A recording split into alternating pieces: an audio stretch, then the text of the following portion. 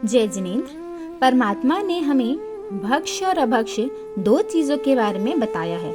भक्ष्य मतलब जो खाने योग्य है और अभक्ष्य मतलब जो खाने योग्य नहीं है। परमात्मा ने हमें 22 अभक्ष्य बताए हैं। शुरू के 16 अभक्ष्य के बारे में हमने पिछली वीडियो में बताया था और इस वीडियो में हम बचे 6 अभक्ष्य के बारे में जानेंगे।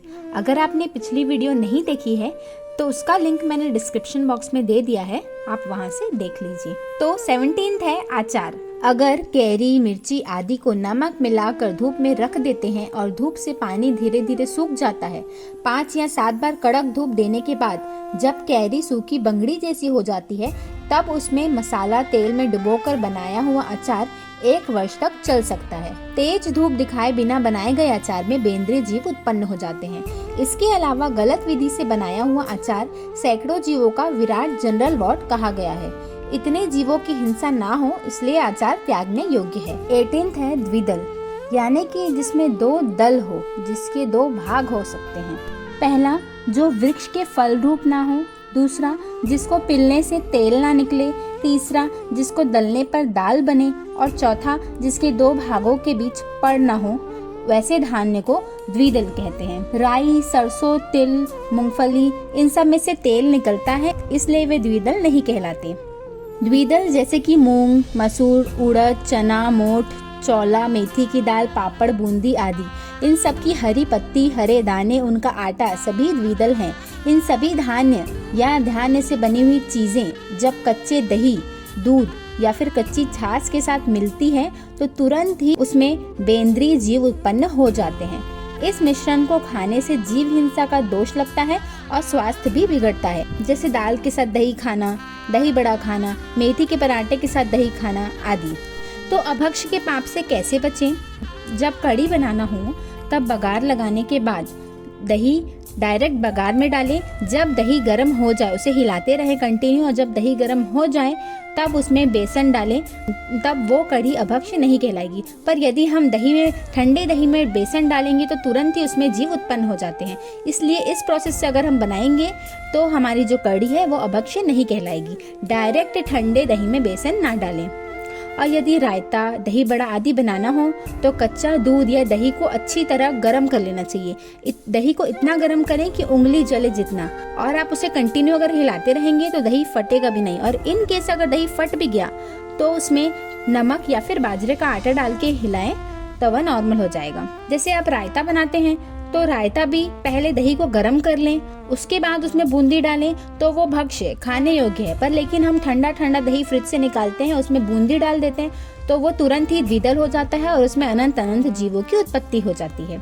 इसलिए अपने भोजन में इतना विवेक तो रखें कि आप अभक्ष्य चीज को भक्ष्य मानकर ना खाएं। 19th है बैंगन। सब प्रकार के बैंगन अभक्ष्य हैं। इसमें बहुत सारे छोटे छोटे बीज होते हैं तथा उसके डंठल में सूक्ष्म व त्रस्त जीव भी होते हैं। बैंगन कंदमूल नहीं है, फिर भी मन और तन दोनों को बिगाड़ने वाला होने से भगवान ने इसे खाने का निषेध किया है। बैंगन को सुखाकर खाना भी निषेध है। 20th है अनजाना फल। अनजान फल मतलब कि जिन फल या फूल की क्वालिटीज के बारे में हमें पता ही नहीं है, जिनके नाम, जाति, गुण, दोष के बारे में हम नहीं जानते। जैसे कि ड्रैगन फ्रूट के बारे में नहीं जानते, उसके गुणों के बारे में नहीं जानते, तो उसे ना ही खाएं तो बेटर है। कि ड्रैगन फ्रूट अनंत काय है, मतलब उसमें आलू प्याज के जितने ही जीव है, जैसे कि स्ट्रॉबेरी है, कीवी है, ये सब हम ना ही खाएं तो बेहतर है। 21st है तुच्छ फल। तुच्छ फल मतलब कि जिसमें खाने योग्य पदार्थ कम और फेंकने योग्य पदार्थ ज्यादा हो, जिसके खाने से ना तो हमारा पेट भरता है और ना ही कोई शक्ति प्राप्त होती है।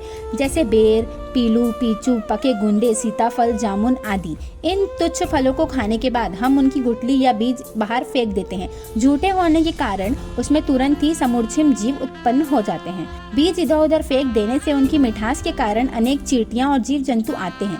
पैरों के नीचे से उन जीवों की हिंसा भी होती है। इस तरह हमें बहुत विराधना लगती है, तो इन तुच्छ फलों का भक्षण हमें त्याग करना चाहिए।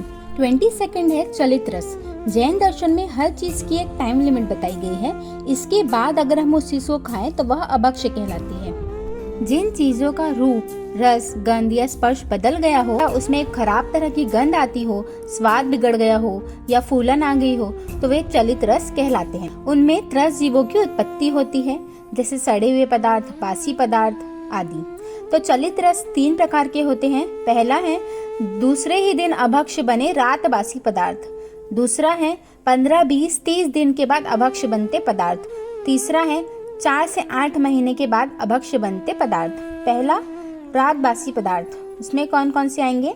बाजरी, चावल की रोटी, पराठा, रोटली, फलका, पूरन पोड़ी, भजिया, ढोकला, हंडवा, इडली, डोसा, कचौड़ी, समोसा, खीर, मलाई, श्रीखंड, गुलाब जामुन, जलेबी, रसमलाई, रसगुल्ला, सेका हुआ पापड़, पानी वाली चटनी, चावल, खिचड़ी, सब्जी, दाल, इडली, डोसा आदि के घोल, यह सब एक ही दिन में मतलब दूसरे ही दिन अभक्ष्य बन जाते हैं। आज अगर अपन उन्हें वापर ले तो ठीक है, पर अगले दिन वह अभक्ष्य कहलाएंगे क्योंकि उसमें त्रस जीवों की उत्पत्ति हो जाती है। दूसरा है 15, 20, 30 दिन के बाद अभक्ष्य बनते पदार्थ। जिन पदार्थों को हम सेक कर बनाते हैं, जिनको तल कर बनाते हैं या उनकी चाशनी बनाकर बनाते हैं, उनकी बनाने की प्रोसेस ऐसी होती है कि वह थोड़े ज्यादा समय तक चल सकते हैं। तो टाइम लिमिट जो है सीजन के हिसाब से रहती है। ठंड में कोई भी चीज ज्यादा चलती है तो 30 दिन, गर्मी में कोई भी चीज उससे कम चलती है तो 20 दिन, और चौमासे में कोई भी चीज सबसे कम चलती है वह 15 दिन। समय से पहले भी यदि कोई चीज खराब हो जाए तो उसका त्याग कर देना चाहिए।